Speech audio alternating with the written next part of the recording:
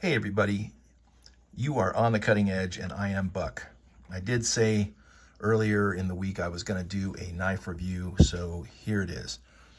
You may have seen the review that I previously did on the Buck 110 TRX, and I just recently picked up this Cold Steel American Lawman, and I thought it would a good review would be to do a comparison contrast of the two. So as you can see, lengthwise, they're very similar. The Buck is maybe a hair over 8 inches, and the American Lawman comes in just under 8 inches. Weight-wise, there's not much difference. The American Lawman is 4.2 ounces versus 3.2 ounces for the Buck 110 TRX. The steels are comparable. The Buck uses the S30V, while the Cold Steel uses the S35VN. Obviously, the Buck is made in the USA, and the Cold Steel knife is made in Taiwan. Now, the clip, I can say that I definitely prefer the clip on the Buck 110. It's a lot easier on my jeans and my slacks, plus it's also a deep carry. You can see that the clip on the Cold Steel leaves just a hair sticking out. It does have a hole for a lanyard, which is nice, but the clip is really tight, and it kind of punishes my nice slacks.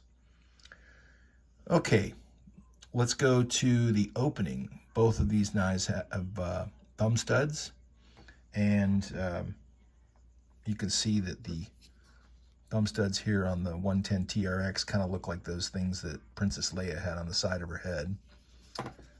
This is not a knife that you're going to be able to close one-handed. Okay. Opening is fine. But again, when you're closing it, you need another hand, or you need a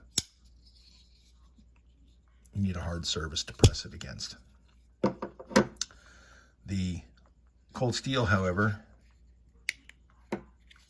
and I've only had this knife for about a week, so I haven't been doing a lot of work on it to make that loose. It just, there you go, you get that nice drop. And opening, you can flick it right open. As far as the locks are concerned, well, let me get back to the thumb stud really quick. You can see how the thumb stud looks on that American Lawman, and this is simply a screw that you can turn to adjust how much you want it to stick out on either side. It is ambidextrous. Talking about the locks again really quick. Cold Steel's torture test, I think, they put about 250 pounds on the back of this knife, and the lock still doesn't give.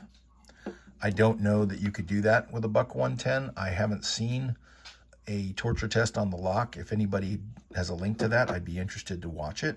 If you'd send that to me, that would be great. All right, so the grip. The 110 is fine. It's very comfortable. I feel like it's very ergonomic. I love that clip point blade, as I told you before. I really like that. The Cold Steel, I'm not a big fan of drop point blades, but it works. It's a very good utilitarian knife. The grip is obviously wider. It fits my hand fine. Plus, you've also got this nice choil here for choking up. So that's a plus. We talked about the lock. Let's talk about the finish on these really quick. You can see this is a nice polished stainless finish on the Buck, whereas the Cold Steel has the DLC finish.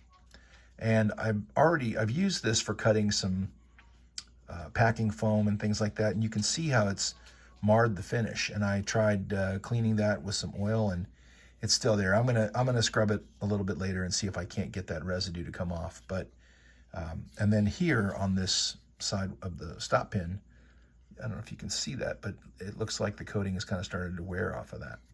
So I don't know. Not a huge deal, but just something to point out. So that brings us to the warranty. I've not had to make use of Cold Steel's warranty for any of the knives that I've owned.